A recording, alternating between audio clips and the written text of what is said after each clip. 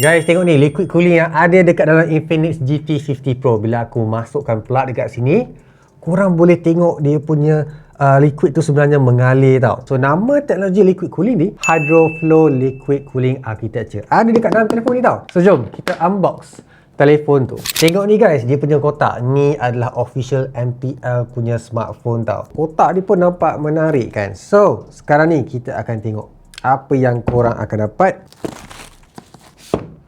Oh, dia macam buku lah guys. Wow, tengok ada dua tau. Oh, ni nampak macam dia punya GT Max Charge Cooler. Tengok tu. So ni basically kipas. Belakang ni plate yang akan lekatkan dekat belakang korang punya smartphone. Lepas tu ni je smartphone yang korang akan dapat. Ini dia Infinix GT50 Pro.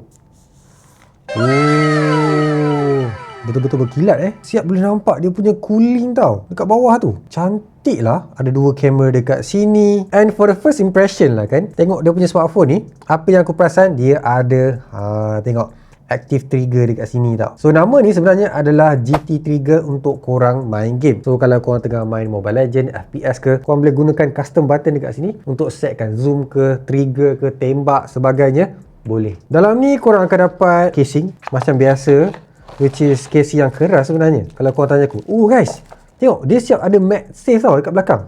So ni magnet korang akan attach sekali dengan diorang punya cooler macam gitu. So senang lah lepas ni, korang tak perlu nak beli casing extra tau. Lepas tu apa lagi yang ada dekat dalam?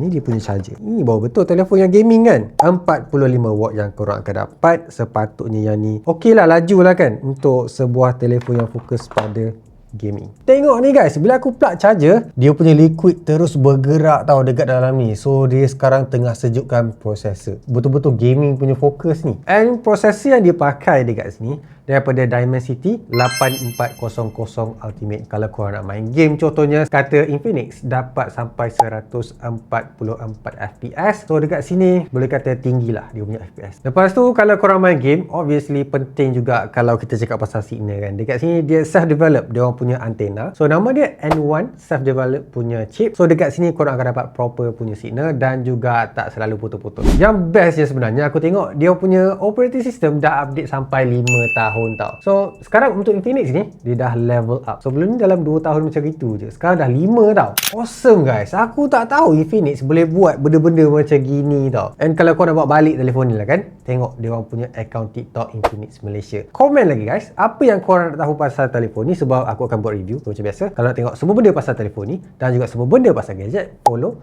dan jangan lupa komen. Aku nak tahu juga.